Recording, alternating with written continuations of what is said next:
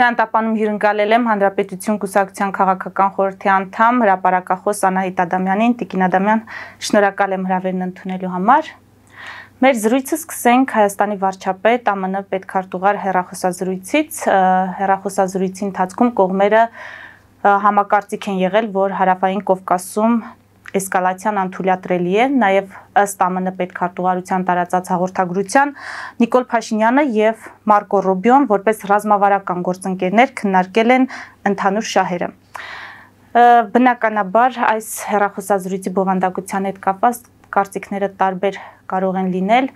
Դուք ինչ դիտարկումներ կանեք, որքանով է կարևոր այս հեռախոսազրույցը իրադարձությունների այս ֆոնին, վերջին զարգացումների ֆոնին։ Բարի օր, շնորհակալ եմ հրավերի համար եւ հատկապես շնորհակալ եմ, որ հիշատակեցիք Ամերիկայի Միացյալ Նահանգների պետդեպարտամենտի պրես ռելիզի այն հատվածը, որ Մարկո Ռուբիոն եւ Նիկոլ Փաշինյանը միմյանց հետ հարաբերվել են ռազմավարական համագործակցության իբրև ռազմավարական համագործակցություն վարող գործընկերներ։ Գիտեք, դա առանցքայինն է։ Եվ եթե համադրենք, թե ինչ է տեղի ունենում աշխարհում, եթե այդ հեռախոսազանգին ֆոն դարձնենք ռուս-ուկրաինական բանակցությունները, ֆոն դարձնենք Ֆիդանի Ամերիկայի Միացյալ Նահանգներ գնալը, Թուրքիայում տեղի ունեցող իրադարձությունները, ստացվում է պատկեր, որ հակառակ բոլոր այն հոռետեսական պնդումների, որ Ամերիկայի Միացյալ Նահանգները եւ Ռուսաստանը ահա շատ շուտով կգան համաձայնության ու Հարավային Կովկասը, այսպես ասած Տրամպը կհանձնի Ռուսաստանին, չգիտես ինչու, հերքվում են։ Ամերիկայի Միացյալ Նահանգները հաստատում է իր ներկայությունը տարածաշրջանում եւ հաստատում է, որ Հայաստանը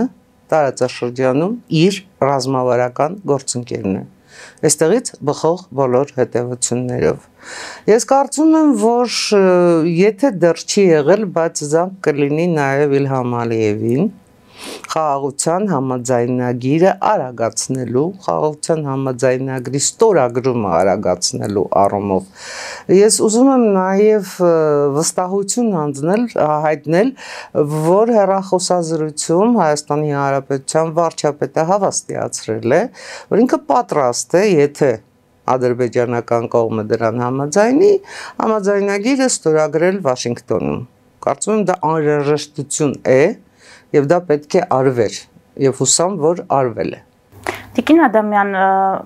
Մարկո Ռուբիոն Ֆիդանին ընդունելով նաեւ հաղորդագրությունում նշում է, որ խնդրել է Թուրքիայի աջակցությունը Հարավային Կովկասում խաղաղության հաստատման հարցում։ Սա չի նշանակում նաեւ ինչ որ առումով պատվիրակել Թուրքիային հայ-ադրբեջանական հարաբերությունների կարգավորումը։ Բացարձակապես չի նշանակում։ Բացարձակապես։ Այդ դեպքում ինչպես Շատ հայտնի է Թուրքիայի ազդեցությունը Ադրբեջանի վրա։ Բոլորս դա գիտենք։ Եվ եթե նույնիսկ նրանք, ովքեր դա պարբերաբար մոռանում են, Էրդողանը Ալիևին պարբերաբար էլ հիշեցնում է Թուրքիայի ներդրումը 2020-ին իր հաղթանակի համար։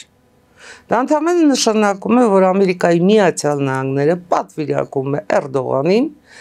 Ալիևի վրա ներգործել խաղաղության համաձայնագիր կնքելու համար ու տարածաշրջանում խաղաղությունը վերահաստատելու համար, որովհետև Ամերիկայի Միացյալ Նահանգների նպատակը տարածաշրջանում ոչ միայն խաղաղությունն է, այլև հաղորդակցությունների բացումն է։ Հենց դա է նշանակում, ու դա բնավ չի նշանակում Թուրքիայի ազդեցության մեծացում, դա բնավ չի նշանակում, որ եթե առաջ ոմանք պնդում էին, որ տարածաշրջանը հանձնվում է Ռուսաստանին, հիմա էլ պետք է ասեն, չէ, Տրամպը տարածաշրջանը հանձնեց Թուրքիային։ Գիտեք, այդ որևէ երկիր ճամպրուկ չի։ Ու հնարավոր չէ ճամպրուկը վերցնել, նույնիսկ եթե վերցնողը Ամերիկայի Միացյալ Նահանգների պես գերտերությունն է ու ինչ որ տեղից տեղափոխել մեկ այլ տեղ, ազդեցությունը հանձնել այս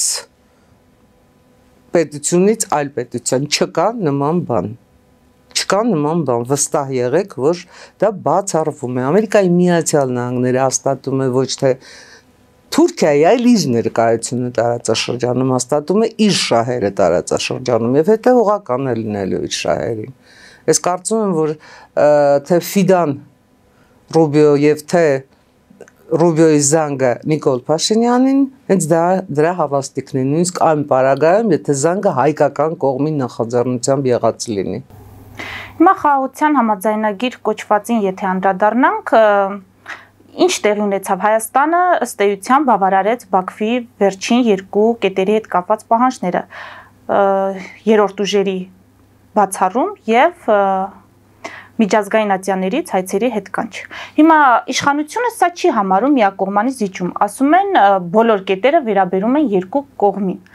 Դուք ինչպես եք գնահատում, արդյոք Հայաստանը հերթական միակողմանի զիջմանը գնաց եւ սա իսկապես կբերի խաղաղություն, եթե ստորագրություն դրվի երկու կողմի այդ փաստաթղթի։ Ես կկարողանայի լիարժեք պատասխանել ձեր հարցին, եթե տեղյակ լինեի համաձայնագրի տեքստին։ Ընդունեք, որ մեզնից որևէ մեկը համաձայնագրի տեքստին տեղյակ չի։ Դա էլ է հակասական։ Արմեն Գրիգորյանն ասում է հանրությունը բովանդակության մասով մանրամասն տեղեկացված է, իսկ Նիկոլ Փաշինյանն ասում է կհանրայնացվի ստորագրումից հետո։ Եկեք այդ հակասությունների մասին մի պահ մոռանանք եւ փորձենք հասկանալ, իսկ որքանով է երաշխավորում համաձայնագիրը խաղաղությունը եւ որն է մեզ համար գերակա։ Խաղաղությունը դա խաղաղության համաձայնագիրը։ Իհարկե քաղաքացիական պայմանագիրը պնդում է, որ խաղաղության համաձայնագիրը խաղաղության բանալին է։ Արդյոք այդպես է։ Գիտեք, ես չեմ ալարի, թերևս եւ բազում համաձայնագրեր կարող եմ վերել, որոնք կնքվելուց հետո շատ կարճ ժամանակում խախտվել են։ Դրանք շատ հայտնի համաձայնագրեր են։ Կարող եմ նաև ֆիքսել կներեք Ադրբեջանի ոչ պայմանագրաունակ լինելը, դա բոլորին հայտնի փաստեր է, ու պետք չի այդ փաստերով միայն գործառնել, որովհետև եթե մենք շեշտում ենք այդ փաստերը, մենք ինքներս ենք մեզ փակողի տանում։ Ես կարծում եմ, որ այս պարագայում շատ ավելի կարևոր է ոչ թե ֆիքսել, արձանագրել Ադրբեջանի գերակայությունը, Հայաստանի այս պահի թուլությունը եւ այլն, ինչը շատ մեծ հաջողությամբ արվում է թե քաղաքական, թե փորձագիտական, թե լրագրողական դաշտում, որը ես կարծում եմ հիբրիդային պատերազմի մաս է ուղղված Հայաստանի Հանրապետությանը։ Այլ փորձենք ելքեր գտնել այդ իրավիճակից, փորձենք արձանագրել այն առավելությունները, որ նույնիսկ այս իրավիճակում Հայաստանի Հանրապետությունը կարող է ունենալ ու կարող է խաղարկել միջազգային ասպարեզում, հաշվի առնելով ընդհանրապես աշխարհաքաղաքական գործընթացները, որ տեղի են ունենում թե մեր տարածաշրջանի շուրջ, թե ռուս-ուկրաինական պատերազմի, Պաղեստին-Իսրայել բախումների,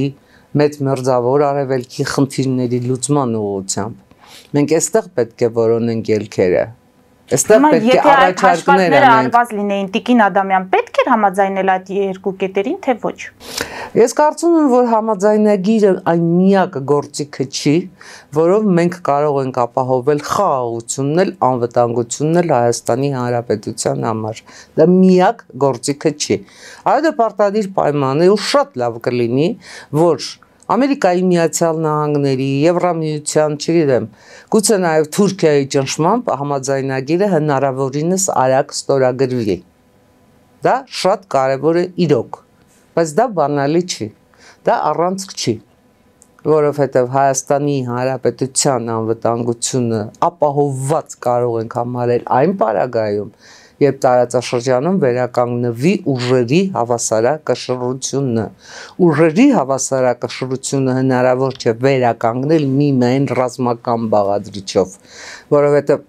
ազգային անվտանգությունը համալիր է, համակարգ է, եւ այդ համակարգում բանակը ընդամենը գուցե առանցքային, գուցե գլխավոր, բայց բաղադրիչներից կամ ինչպես դուք եք ասում, օղակներից մեկն է, մինչդեռ մեզ պետք է շղթա։ Կառուցում ենք մենք այդ շղթան, ունենք մենք այդ շղթան, վերականգնում ենք մենք մեր տնտեսությունը, աշխատեցնում ենք։ Իմ հարցերի պատասխանն է, որ ամեն ինչ դեռ գտնվում է սահմանային փուլում եւ Հայաստանի Հանրապետության իշխանությունը կորցնում է ժամանակ։ Նշանակում է միայն ներքաղաքական խնդիր է լուծում այս իշխանությունը։ Ես չեմ կարող իշխանության, այսպես ասած,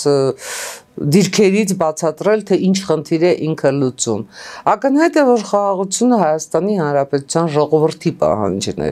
Եվ գուցե այդ առումով, այո, իշխանությունը իր համար հաշվի առնելով 2026-ից առաջ 2025-ի նախընտրական տարի լինելը իր համար որոշակի դիվիդենդներ ապահովում է։ Բայց եկեք դուրս գանք իշխանության մտայնության շրջանակներից, եկեք քննարկենք պետության մասին, պետության հարցը։ Շահում է դրանից պետությունը։ Այո, շահում է։ Շահում է խաղաղություն, շահում է անվտանգություն, ամբողջական է այդ խաղաղությունն ու անվտանգությունը ոչ։ Ուրեմն կա անելիքների մի բավականին կառուցիկ սանդղակ, ու այդ սանդղակի աստիճաններով մենք հերթով պետք է բարձրանանք։ Անում ենք մենք այդ քայլերը, անում ենք, բավարար է, ոչ։ Սա է վիճակը, սա է էությունը։ Ես ընդհանրապես գուցե նաև ինչ ասեմ, հակասում եմ այն հանգամանքին, որ ես կուսակցական եմ։ Ես Հանրապետություն կուսակցության խորհրդի անդամ եմ ու Հանրապետություն կուսակցությունն եմ ներկայացնում։ Բայց այս պարագայում ինձ համար շատ ավելի գերակա է պետության ժողովրդի շահը, քան նեղ կուսակցական շահը։ Ասում եմ, գուցե դա հակասություն է իմ պարագայում, բայց ես կարծում եմ, որ շատ ինչ ճշմարտություն կա։ Մինչև բոլորը լավ չապրեն, մեզնից ոչ մեկը լավ չի ապրի։ Իսկ այդ բոլորի լավ ապրելու հանգամանքը, էլ եմ կրկնում, կա համակարգ։ Այդ հանգամանքը բացատրվում է անվտանգային համակարգի ստեղծմամբ։ Ու պատահական չի, որ Հանրապետություն կուսակցությունը անվտանգային համակարգի վրա շեշտադրելով անվերջ այդ համակարգի բաղադրիչների մասին է խոսում։ Խոսում ենք ու խոսելու ենք այնքան, քանի դեռ այդ բաղադրիչները չեն գործարկվել ամբողջությամբ, որովհետև միանշանակ է, քանի դեռ Հայաստանի Հանրապետությունը չունի տնտեսություն, չունի արդյունաբերություն, շեշտում եմ արդյունաբերություն, մենք չենք կարողանալու մարտունակ բանակ վերականգնել։ Մենք չենք կարողանալու էներգետիկ անվտանգություն ապահովել, պարենային անվտանգություն ապահովել, հարցերի հարց, ժողովրդագրական անվտանգություն ապահովել։ Վերջին հաշվով, եթե իշխանությունը պնդում է իր հավասարակշիռը եւ գտնում է, որ անգամ այս պարագայում ինքը կարող է երկու աթոռի վրա նստած մնալ, ես կարծում եմ, որ այդ հավասարակշիռ, իրականում հավասարակշիռ վիճակ ունենալու համար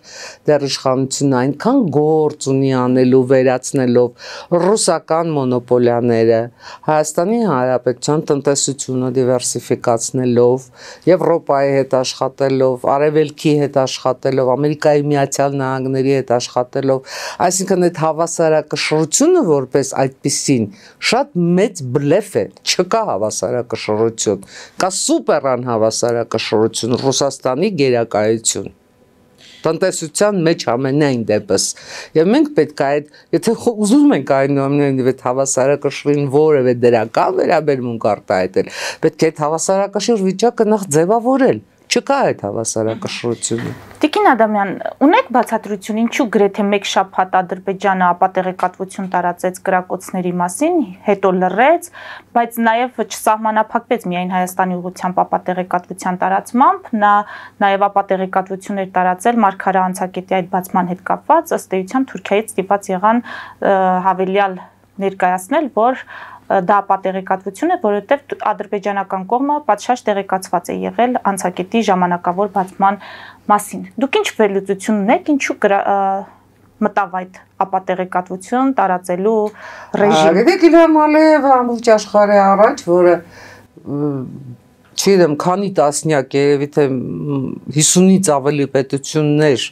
ու մոտ մի տասնյակ կազմակերպություններ էլ անդրադարձան, որը աննախադեպ էր միջպետական հարաբերությունների պարագայում, անդրադարձան, դրվատեցին Հայաստան-Ադրբեջան հարաբերությունների կարգավորմանը, համաձայնագրի ստորագրմանը եւ այլն։ Այդ արձագանքը Ադրբեջանի համար անսպասելի էր։ Ինչպես անսպասելի էր, որ Հայաստանի Հանրապետությունը վերջին երկու պայմանները այդ արագության մեջ կհամաձայնի։ Դա միանշանակ Ադրբեջանի համար երկու անակնկալ էր։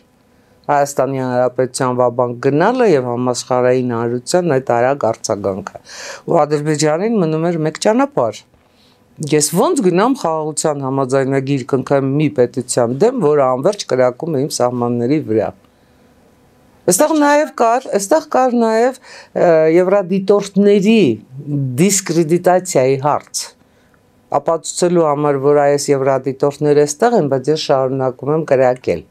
Այսինքն ինձ համար մեկ է նրանք կլինեն սահմանին, չեն լինի սահմանին եւ այլն։ Գործնականում այո դուք ճիշտ եք, միանգամայն ճիշտ եք, չաշխատեց, որովհետեւ նույն այդ եվրադիտորդները հենց հերքեցին հայկական կողմից որևէ կրակոց։ Կրակոցների պատմությունը Ադրբեջանը ստիպված էր վաղ թե ուշ ավարտել, չունենալով որևէ դիվիդենդ այդ ամբողջ հեքիաթից։ Հեքիաթի երկրորդ մաս Մարգարայի կամուրջը բացելը։ Որևէ մեկի համար գաղտնիք չի, որ Թուրքիան Ադրբեջանին տեղեկացրել էր Մարգարայի կամուրջը բացելու 10 օր, ընդամենը 10 օրում բացելու համար Սիրիա մարդասիրական օգնություն փոխադրելու նպատակով։ Բայց Ադրբեջանին պետք էր հերթական դիվանագիտական սկանդալը Թուրքիայի հետ։ Ադրբեջանին պետք էր ինչ պետությունների ապացուցել, որ ինքը Թուրքիայի վասալը չէ, որ ինքը Թուրքիայի հետ ունի տարաձայնություններ, ավելին այդ տարաձայնությունները չեն լուծվում կուլիսներում, այլ բարձրաձայնվում են։ Ու թերևս Իլհամ Ալիևը եկավ երրորդ անակնկալեն, որովհետև Թուրքիայից ոչ թե ներքին խողովակներով պատասխանեցին, այլ հրապարակավ պատասխանեցին, որ Ալիևը տեղեկացված եղել է։ Ու փաստորեն սա փոթորիկ մի բաժակ ջրում շատ ավելի լավ է այդ սառը ջուրը խմել ու հանգստանալ։ Սա էր ամբողջ պատմությունը։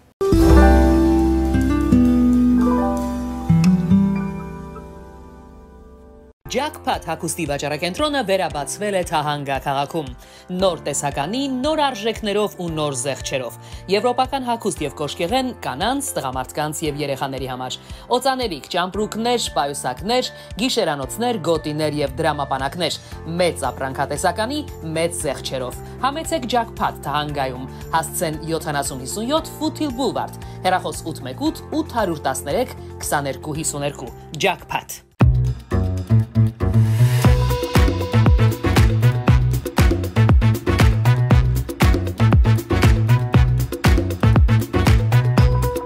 Արարատ ռեստորան, ընտանեկան եւ ընկերական ժամանցի լավագույն հասցե, սիրված արտիստներ, հյուրընկալ մթնոլորտ, հարուստ ճաշացան, անմահական խորտիկներ, Արարատ ռեստորան, հասցեն անփոփոխ, սիրով սպասում ենք ձեզ։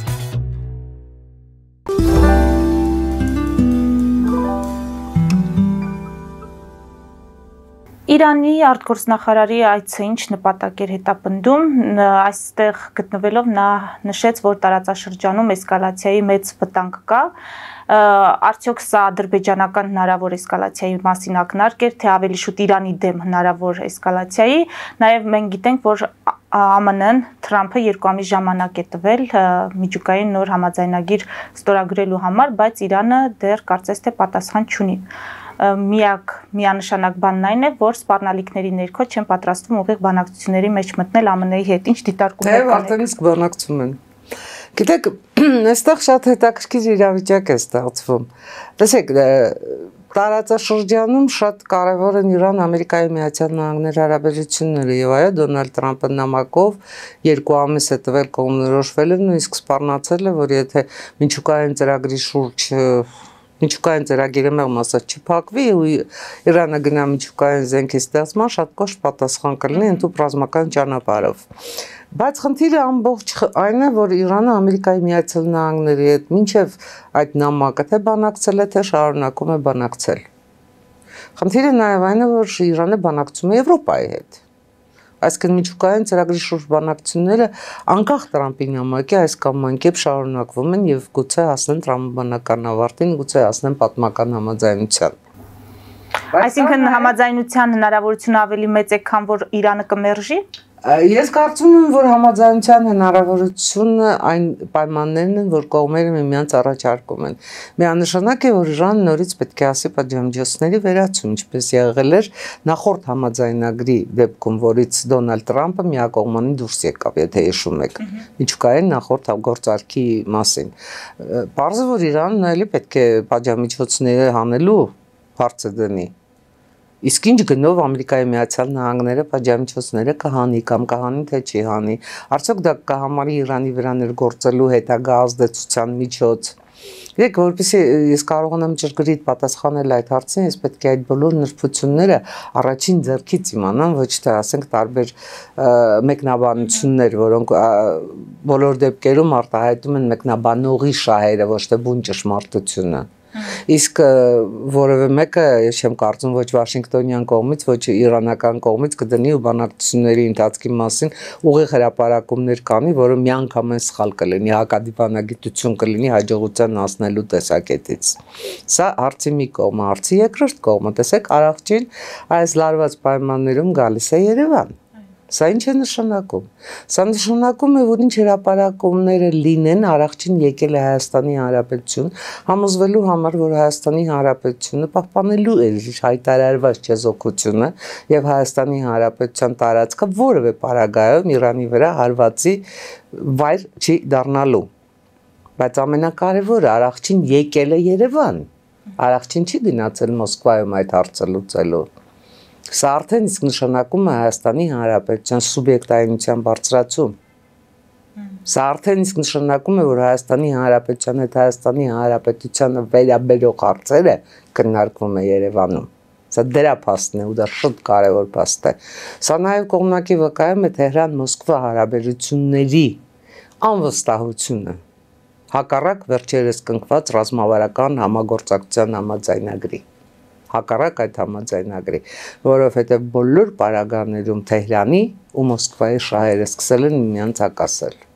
Ու շատ հնարավոր է, որ ասենք Ամերիկայի Միացյալ Նահանգների հետ հարաբերությունների բարելավման, հարաբերությունների հաստատման եւ այլն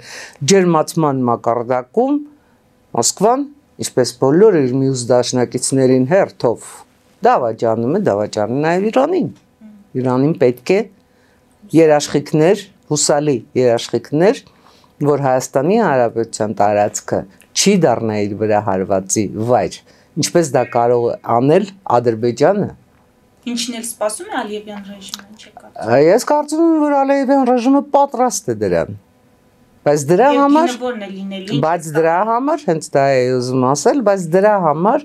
Իսրայելից, իսկ Իսրայելի միջոցով Ամերիկայի Միացյալ Նահանգներից որոշակի իր համար առևտրի թեմա է բացում։ Առևտրի թեման ես կարծում եմ, որ առաջին հերթին ցանկացած առևտուր այս պահին, որ վարելու է Բաքուն Վաշինգտոնի հետ 907 բանաձևն է լինելու։ Առաջին կետում Բաքվի համար 907 բանաձևն է դրված։ Եվ Բաքվի համար բոլոր դեպքերում շատ խնդրահարույց է մնում այն փաստը, որ այս պարտված Հայաստանի վարչապետը Տրամփի հետ հանդիպեց, Փարիզում հանդիպեց, Վաշինգտոնում հանդիպեց, հեռախոսազրույցներ է ունենում, Ռուբիոն է զանգում, գալիս գնում են, հայտարարություններ են անում Հայաստանի վերաբերյալ, Ֆիդանն է գնում Վաշինգտոն, Բաքուն ինչ է անում, Բաքուն որտեղ է գալ գնալու էս երթուդարձի մեջ որևէ մեկը, գիտի Բաքուն որտեղ է, Բաքուն փորձում է իր լոբիստներով աշխատել, Բաքուն փորձում է ստեղծել Բաքու, Թել Ավիվ, Վաշինգտոն առանցք եւ այդ առանցքով մտնել Սպիտակ տուն։ Առայժմ հաջողություններ չգիտեմ կան թե չկան, չեմ կարող ասել չկան, բայց չեմ կարող նաև արտաֆիքսել, որ կան։ Ինչ պիտի անենք մենք այդ դեպքում, մենք պիտի փորձենք կարգավորել մեր հարաբերությունները Իսրայելի հետ։ Եթե դուք հիշեք, մեր բոլոր հարցազրույցներում ձեզ հետ ես խոսել եմ Հայաստան-Իսրայել հարաբերությունների մասին, Հայաստան-Իսրայել հարաբերությունների կարգավորման մասին, անհրաժեշտության մասին, որովհետև գիտեք, Իսրայելից բազում քայլեր առ Հայաստան եղել են, Հայաստանն այդ քայլերը թողել է անպատասխան։ Հայաստանում կա կարծրացած երկու պատկերացում, եթե մենք հարաբերությունները բարելավում ենք Իսրայելի հետ, մենք հարաբերությունները վատացնում ենք Իրանի հետ, որը սխալ պատկերացում է, եւ երկրորդ Ադրբեջան-Իսրայել հարաբերությունները այնքան խոր են, այնքան գուցե թե ռազմավարական են կամ այնքան հենված են փոխադարձ շահի վրա, որ միևնույն է մեզ չի հաջողվելու այդ երկուսի հարաբերություններում մեր տեղը գտնել։ Սա գիտեք, ի սկզբանե դիվանագիտական աշխատանքի պարտության խոստովանություն է, որովհետև ցանկացած հարաբերություններում կարող են լինել այնպիսի կետեր, որոնց վրա դու քո քաղաքականությունը կառուցես։ Ու ես էլի պնդում եմ, որ մեզ համար այս իրավիճակում, այս աշխարհում աշխարհաքաղաքական այս պահին այստեղ ու հիմա շատ կարևոր Իսրայելի հետ հարաբերությունները, գերկարևոր Իսրայելի հետ հարաբերությունները, ամենայն դեպս ինչ որ չափով չեզոքացնելու Ադրբեջանի նկրտումները։ Ռուս-ուկրաինական ճակատում իրադարձությունները, զարգացումները ինչ սցենարների ենթադրություն են տալիս, 12 ժամից ավել բանակցություններ տեղի ունեցան ռուս-ամերիկյան, ամերիկա-ուկրաինական զուգահեռ էին ըստ էության ընթանում Սաուդյան Արաբիայում։ Ինչ վերլուծություն ունեք, կհաջողվի Թրամփին Պուտինին բերել այդ գործարքի դաշտ եւ ես կարծում եմ հնարավորինս շահավետ գործարք ընկել, որը այնուամենայնիվ ամբողջովին չի ոտնահարի Ուկրաինայի շահը։ Լավագույն պատասխանը ձեզ տվել է ինքը մեծնշիկահայրը։ Դոնալդ Թրամփը արդեն ասել է, որ ունի տպավորություն, որ Ռուսաստանը համաձայն է խաղաղության, բայց ձգձգում է գործընթացը։ Հասկան Դոնալդ Թրամփը կամաց թերևս վերադառնա այն տարբերակին, որ եթե Ռուսաստանը չհամաձայնի առաջադրված պայմաններին, ինքը շարունակելու է ուժեղացնել Ուկրաինան։ Կարճ չէ նման Անկան հարափոփոխ են Թրամփի հայտարարությունները, որ հիմա չգիտես որ մի հայտարարությունը ապավինես։ Բայց այնուամենայնիվ ֆիքսենք փաստ Թրամփը մեկ օրում, նույնիսկ մեկ ամսում չդադարեցրեց ռուս-ուկրաինական պատերազմը։ Եվ սա իր համար շատ մեծ իմիջային հարված է։ Ոնց ես գամ սպիտակ տուն, ասեմ վերջ տղաները էլ չեն կռվում ու տղաները շարունակում են կռվել։ Անհնար է, չէ, Թրամփի պատկերացրած աշխարհում։ Հիմա Թրամփը փորձում է այս պարագայում իմ տպավորությամբ, գուցե սխալվում եմ, բայց դա իմ տպավորությունն է, ռուս-ուկրաինական հակամարտության մեջ առաջին հերթին ապահովել ամերիկյան շահերը։ Ամերիկյան։ Նա լուծում է իր խնդիրները։ Իր ռազմարտությունաբերության համալիրի աշխատանքի, իր մոտ աշխատատեղերի ստեղծման, այդ բազմամետաղների հարցով համաձայնագրի կնքման եւ միայն Ամերիկայի շահերը, այսպես ասած, համալիր կերպով ապահովելուց հետո փորձում է այնուամենայնիվ անդրադառնալ նաեւ Ուկրաինայի խնդիրներին ու Ռուսաստանի խնդիրներին։ Գիտեք, ինձ առաջ էլ, ինձ հետո էլ շատ շատերը արձանագրելու են, որ Ռուսաստանի Դաշնությանը խաղաղություն պետք չէ, որ Ռուսաստանի նախագահին խաղաղություն պետք չէ եւ Ռուսաստանի նախագահը հակված չէ խաղաղության։ Ես կարծում եմ, որ Վաշինգտոնում էլ դա արդեն շատ խոր, շատ հանգամանալի, շատ բովանդակալից հասկացել են։ Պետք է այդ խաղաղությունը, այդ համաձայնագիրը Ուկրաինային։ Այո, պետք է, բայց ոչ ամեն գնով։ Տեսեք, վերջերս քննարկվում էին նաև Ուկրաինայի տարածքային հարցերը։ Այսինքն Ուկրաինան, ինչպես Հայաստանը, ընդունում է բոլոր պայմանները, ցավոտ, շատ վտանգավոր, բայց ընդունում է ու էլի չի ստանում համաձայնություն։ Զուգահեռները, տեսնում եք։ Հիմա որը պետք է լինի, ասենք Հայաստանի կամ Ուկրաինայի հաջորդ քայլերը։ Գրեթե նույնը, ուժեղանալ։ Ամփոփենք Տիկին Ադամյան, ԱՄՆ-Եվրոպա հարաբերությունները Թրամփի աչքերով ինչպիսին են լինելու եւ այս պայմաններում այսօր ազգային ժողովը երկրորդ ընթերցմամբ եւ ամբողջությամբ ընդունեց այո Եվրամիության անդամակցության գործընթացի մեկնարկի օրինագիծը։ Մենք արդյոք ունենալու ենք իսկապես ուժեղ Եվրոպա, որին ձգտելը կբխի մեր շահերից։ Իհարկե ունենալու ենք, մենք արդեն իսկ ունենք այդ Եվրոպան։ Տեսեք, Եվրոպան նման էր այն կառույցին, որը չունի որևէ խնդիր պաշտպանական առումով։ Շատ երկար տարիներ, տասնամյակներ, Եվրոպան չուներ անվտանգության խնդիր։ Վարշավյան պակտի լուծարումից հետո։ Կար ՆԱՏՕ ու չկար գլխավորը սպառնալիք։ Հիմա կա սպառնալիք եւ շատ կոնկրետ սպառնալիք։ Սպառնալիք արդեն ոչ միայն այնպես մտայնության տեսքով, այլ կոնկրետ պատերազմի տեսքով Եվրոպայի սրտում։ Պետք է չէ որ դա շարժման մեջ դներ Եվրոպային։ Միանշանակ։ Բայց այդ շարժումը եկավ ու արագացրեց Դոնալդ Թրամփը։ Ընդհանրապես դա։ Ու Եվրոպան արդեն միլիարդավոր դոլարներ է դնում իր ռազմական արդյունաբերության մեջ, Եվրոպան արդեն պատրաստվում է ստեղծել ՆԱՏՕ+, այն երկրներից նաև այն երկրների ներգրավումով, որոնք Եվրամիության անդամներ չեն։ Եվրոպան տեղից շարժվել է։ Եվ Եվրոպայի անվտանգության նոր համակարգում այդ ՆԱՏՕ+-ում Հայաստանը միանշանակ պետք է լինի։ Հայաստանը պետք է լինի այդ համակարգում, որովհետև դա Հայաստանի Հանրապետության համար անվտանգության լիարժեք պաշտպանվածության ու անվտանգության կազմակերպման միջոց կարող է լինել, հաշվի առնելով նաև այն տնտեսական ծրագրերը, որ Եվրոպան առաջարկում է Հայաստանի Հանրապետությանը, տնտեսության վերականգնման ծրագրերը։ Անդրադառնալով այսօր խորհրդարանում երկրորդ ընթերցման եւ ամբողջությամբ ընդունված օրինագծին։ Գիտեք, ինձ համար այսօր իսկապես հաղթանակի օր է։ Մեզ համար հաղթանակի։ Բայց ես ինձ համար ասելով նկատի ունեմ ամբողջ այ ժողովրդին։ Ու թող սա մեծամտություն չհնչի,